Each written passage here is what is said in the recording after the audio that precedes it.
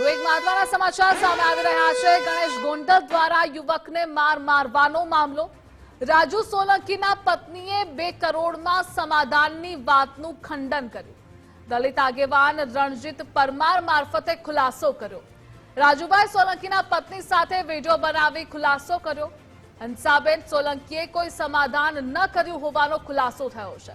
રાજુ સોલંકીના પુત્ર સંજય સોલંકીનું અપહરણ કરી માર માર્યો હતો।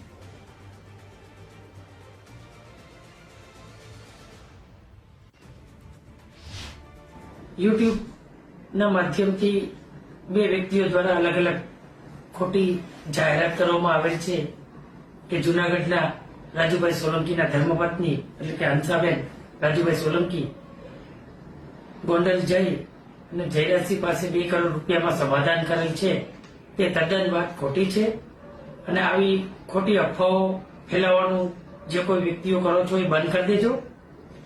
ના છૂટકે અમારે આપની સામે પણ કાયદાકીય કાર્યવાહી મુજબ ફોજદારી કેસ નોંધાવવો પડશે।